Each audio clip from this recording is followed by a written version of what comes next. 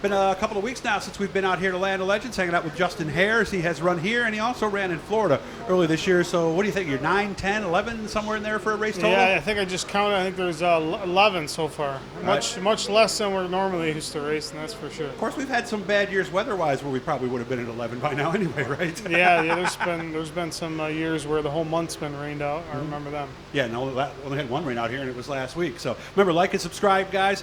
That's how we eventually can turn this into a little bit more. I was watching a race the other night at Fonda, and it got me thinking.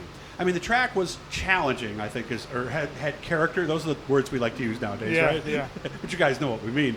And there was a rash of flats. What is it exactly that makes tires go flat? You know, it's funny you said you were watching Fonda the other night. I was watching a late model race, the Lucas Oil race, earlier this week, and they had a ton of right rear flats. And obviously I'm good friends with Timmy McCready, and he got one like lap 13, came in, pitted, and drove back up through the field. But throughout the course of that race, everybody got right rear flats. And then after the race, they interviewed Josh Richards, who won, and he said that there was debris on the track that caused everybody to get these flats, which is kind of crazy because there was more than 5 or 6 flat right rear tires. And you were saying if there was debris, it would not necessarily be right rears, correct? Exactly. So towards the end of that race, it started to lay rubber, which tire wear can also get to where you would have some, tire flat issues. But, most of the time, it's something that pokes a hole in it. I mean, we've had brand new right rears we put on here, go out for hot laps, and come in, there's a pinhole in them. Left rear tires, if they go flat, a lot of times that is pulled off the bead lock. And that's what these were, they rolled over. Yeah, and so with an American Racer tire and a Hoosier tire, there's a lot of difference in the sidewall strength of how much they flex. And with the left rears on the American Racers, they flex much more than a Hoosier left rear does. So that's why you'll see a lot of left rear flats with American Racers. They're going flat, but they're getting pulled off the bead more than actually going flat. So a track that's got character or rough or a big cushion or anything like that, a lot of these guys will either run a different offset left rear wheel, like a 5-off wheel, and put a 2-inch wheel spacer in it, so it kind of, it's less of a chance of doing that. Or they'll run like an inner bead lock left rear, or they'll run like hug on the inside, which is like a sticky glue that helps them kind of stay beaded up. Okay. I'm not really too familiar with the American Racer stuff because I don't run them that much, but the Hoosiers is a lot less of pulling the left rears off the bead than American Racer. All right, explain offset, because I'm trying to make this for my writers.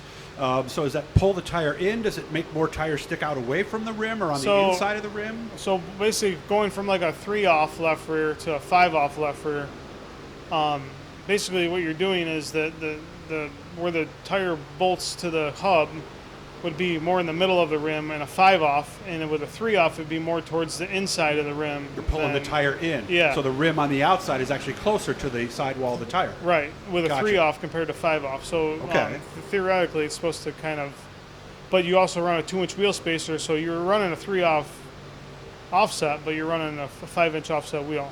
Gotcha. And more offset does what? Well, I mean, there's a ton of different ways. They're not really trying to do anything with offset. They're more or less trying to make sure their tire doesn't pop off the bead more than. So we want the rim closer to the outside. Yeah. So you want it where the more outside. towards the middle of the tire than the inside of the tire. Okay. Do guys run inner bead locks on the left rear? I know some guys with American Racers do. Hoosiers, I don't know anybody that does. Now every late model dirt team in the country runs an inner bead lock left rear. They do. Okay. Yeah, everyone. I mean, are you allowed to?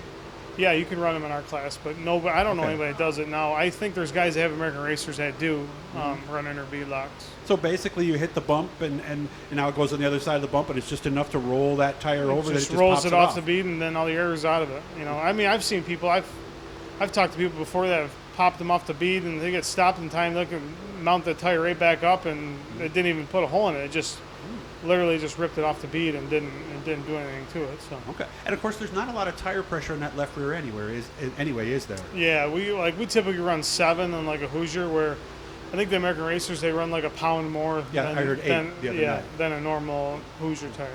So really, that's probably the most vulnerable tire on the whole car, then, isn't it? Yeah, I mean, and a lot of times too, like when we're out there racing, you're touching wheels stuff like that. And beadlocks get bent back, and that's another, that happened to me at Oswego, I think 2 years ago, where, I got down in there and touched left front, touched on the guy's right rear, and it pulled my beadlock back just enough where it flattened my left front. It's just enough to let all the air out over a certain amount of time in the laps. And I don't want to mention any manufacturers, but I've also heard certain manufacturers, I don't want to mention them by name, certain rims are more likely to do that than others. Yeah, I mean, obviously, it's like anything. People, there's better quality ones than others, I think. Some are heavier duty beadlocks, some have heavier duty rims. Some people want to run lightweight rims because they're lighter weight and they're trying to get weight off their car. So everything's, most of the manufacturers out there, all that stuff's pretty good. So, okay. But some people have preferences. When I go to get my tires replaced, there is something you put on the rim to help seal it, is there not? They brush something on there? Yeah, that's like that hug I was talking about. Some That's guys, the hug. Okay. run that like on the left rear.